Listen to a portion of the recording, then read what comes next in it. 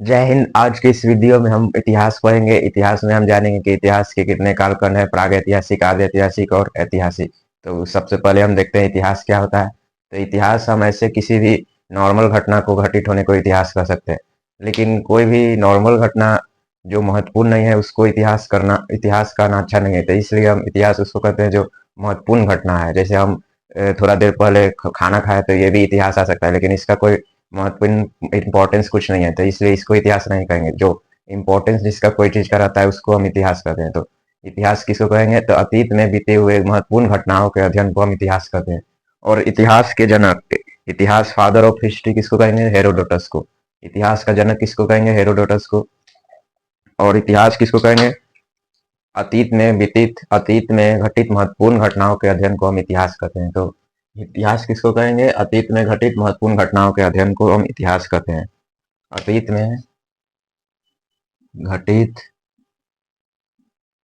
महत्वपूर्ण महत्वपूर्ण घटनाओं घटनाओं के अध्ययन घटनाओं के अध्ययन को हम इतिहास कहेंगे। अतीत में व्यतीत घटित महत्वपूर्ण घटनाओं के अध्ययन को इतिहास कहेंगे। इतिहास के जनक हेरोडोटस को कहते हैं। अब इतिहास में एक होता है पुरातात्विक, आर्कियोलॉजिकल चीजें।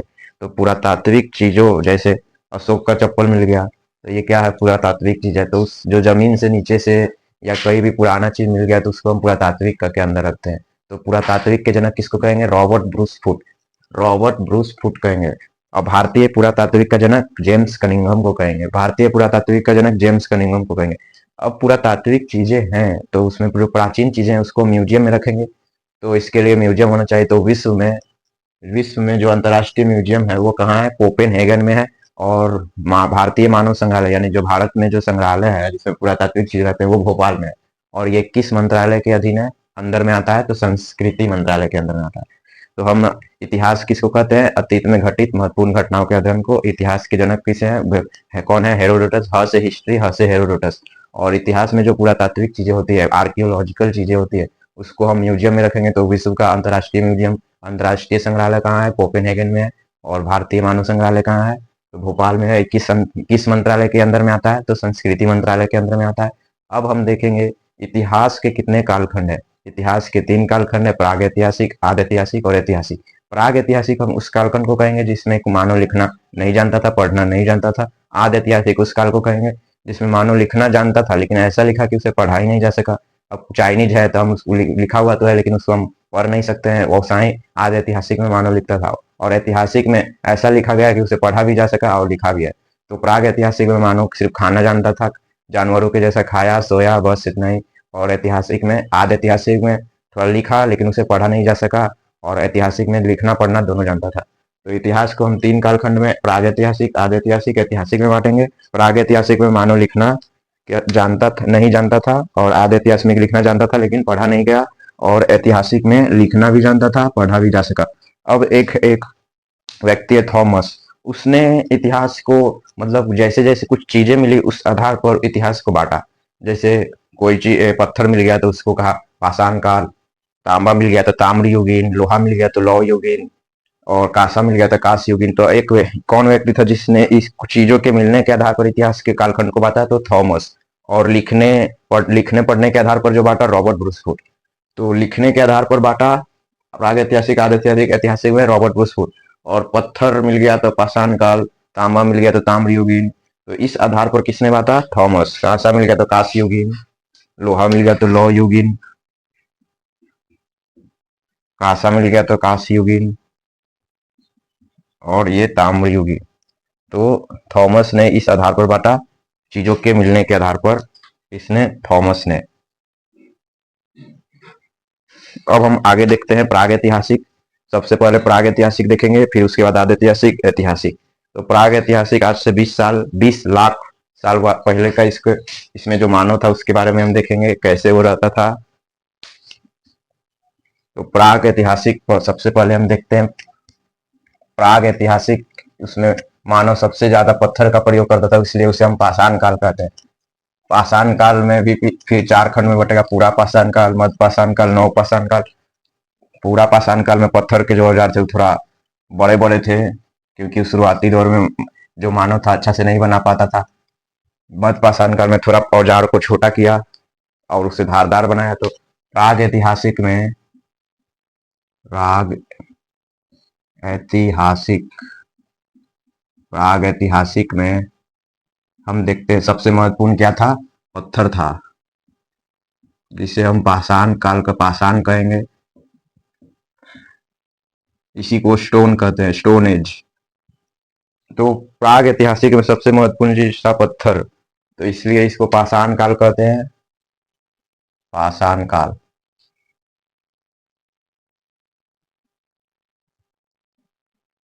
पाषाण काल।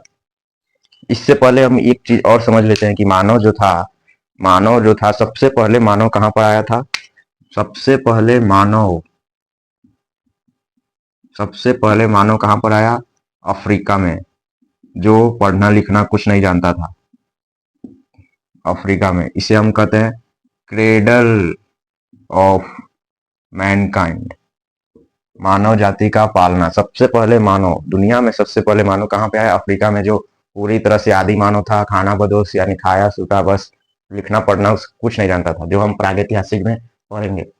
और उसके बाद मानव थोड़ा कम्युनिटी में रहने लगा, बातचीत करने लगा।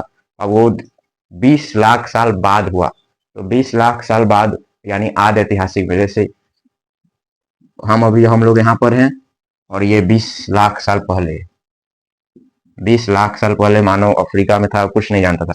और फिर जैसे ही 7,000 साल हुआ, आज से 7,000 साल पहले, तो ये आदि ऐतिहासिक में आया। तो ये मानव कहाँ चले गए? एशिया में। और वे इसे कौन मानव कहते हैं? सभ्य मानव। बातचीत करने लगा, समाज कम्युनिटी में रहने लगा, और इसे कहते हैं असभ्य मानव। तो आज से 20 लाख साल पहले मानव कहाँ था? अफ्रीका में। और फिर आज से फिर 20 लाख साल से घटा 7,000 साल, तो फिर एशिया में आया। वो थोड़ा आपस में बातचीत करने लगा, थोड़ा सभ्य हो गया। और ये इतना को हम रखेंगे प्राग ऐतिहासिक में। और यहाँ से फिर 2000 साल घटाएंगे, तो इसी को हम रखेंगे आदि ऐतिहासिक। और ये अभी ऐतिहासिक। तो आज से 20 लाख साल पहले को हम प्राग ऐतिहासिक में रखेंगे, फिर आज से 7,000 साल पहले को हम आदि ऐतिहासिक में, और 2000 साल ये ऐतिहासिक में। तो पहले जो मानव था सबसे पहले कहाँ? अफ्रीका में आया, जो असभ्य था। और उसके बाद एशिया में, जो सभ्य था। क्रेडल ऑफ द मैनकाइंड कहेंगे एशिया, अफ्रीका को। Cradle of the civilisation, Asia को। तो पाषाण काल सबसे महत्वपूर्ण था, पत्थर प्रागैतिहासिक काल में। और पत्थर को हम इस पत्थर को पाषाण काल कह दिए। और पाषाण काल को हम 4 भागों में बांटते हैं। पूरा पाषाण काल, पूरा पाषाण पूरा पाषाण काल।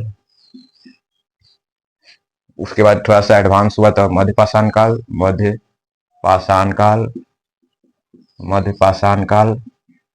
और उसके बाद नवपाषाण काल, नवपाषाण काल, नवपाषाण काल। और फिर ताम्रपाषाण, मतलब पत्थर के औजार में तांबा का भी प्रयोग हो गया, तो उसको कहा दिया गया ताम्रपाषाण काल। पाषाण ताम्रपाषाण काल। तो पूरा पाषाण काल, मध्य पाषाण काल, नवपाषाण काल, ताम्रपाषाण काल में पत्थर के औजार का प्रयोग होता था। पूरा पाषाण काल में मानव खाना बदोश था, मतलब कि चलते फिरते रहा, भूख लगा तो कोई जानवर को मार के खा गया, बस इतना ही उसका काम था। तो यहाँ पे मानव क्या था? खाना बदोश।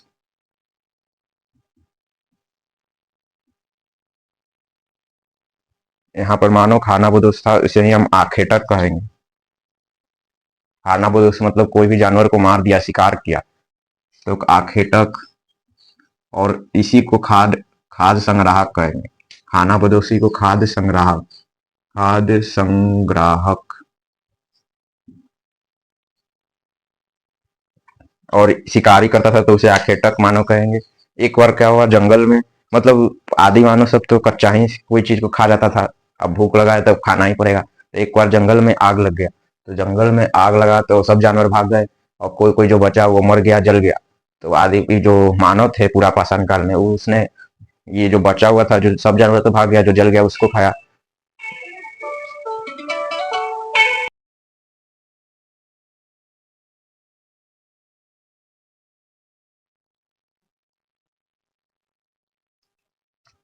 तो जंगल में आग लग गया तो सब जानवर भाग गए और कोई जल गए। तो जो जल गए उसको जब आदि मानव ने खाया तो उसको बहुत अच्छा लगा, तो सोचा कि ये आग कैसे लगा।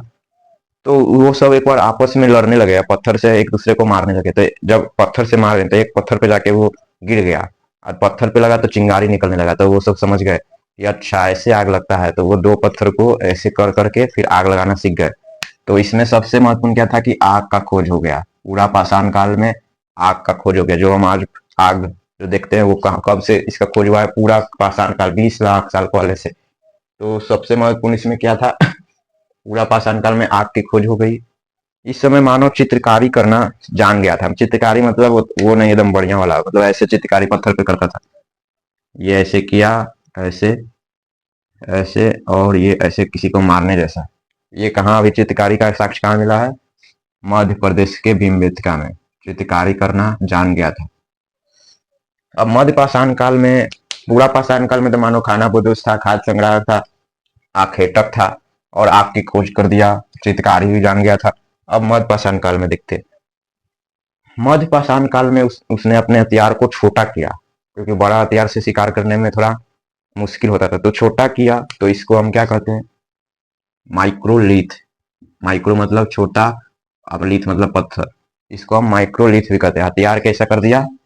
छोटा कर दिया।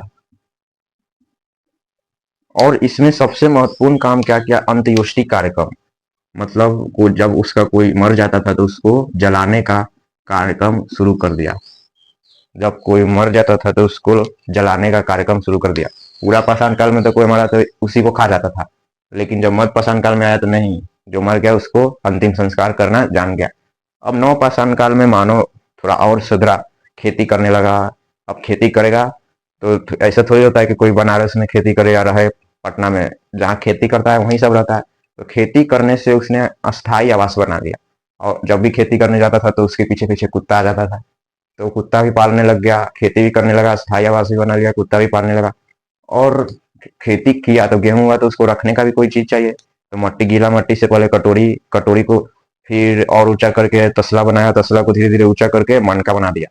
अब वो मनका बनाया, उसमें तो गेहूं रख दिया। अब उसको लाने ले जाने में बहुत तकलीफ होता था, मतलब मुश्किल था।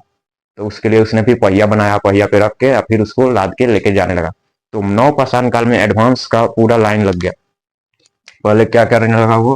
खेती, खेती किया, खेती करेगा तो फिर अस्थाई आवास बना दिया, अस्थाई आवास बना लिया। अब अस्थाई आवास होने से फिर जब खेती करने लगा तो कुत्ता भी उसके पीछे पीछे आ गया, तो कुत्ता भी पालने लगा।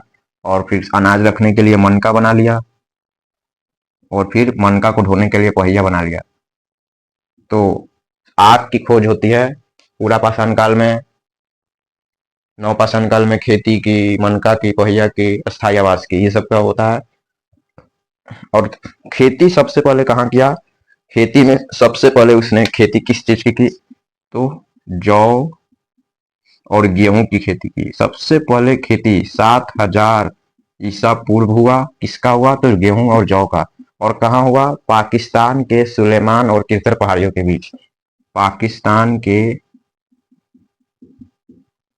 सुलेमान और किरथर पहाड़ियों के बीच हुआ। किरथर, सुलेमान और किरथर पहाड़ियों के बीच हुआ सबसे पहले खेती। तो हमने अभी अभी क्या पढ़ा? इतिहास के जनक किसे कहते हैं? तो हेरोडोटस। अतीत में घटित महत्वपूर्ण घटनाओं के अध्ययन को हम इतिहास कहते हैं। फिर इतिहास के कितने कालखंड? प्रागैतिहासिक, आद्य ऐतिहासिक, ऐतिहासिक। प्रागैतिहासिक में हमने पूरा पाषाण काल, नौ पाषाण काल, मध्य पाषाण काल और ताम पाषाण काल पढ़ा। उसमें मानो क्या था? खानाबदोश, आखेटक, खाद्य संग्राहक और आग की खोज किया। इसमें माइक्रोलिथ और हथियार ये सब छोटे कर दिए। अंत्येष्टि कार्यक्रम करने लगा, खेती करने लगा। नौ पाषाण काल में अस्थायी आवास बना लिया, कुत्ता पालने लगा। तो इस क्लास में हमने ये सब चीज समझा। अब आगे के क्लास में हम आगे ताम पाषाण को समझेंगे। तब तक के लिए जय हिंद।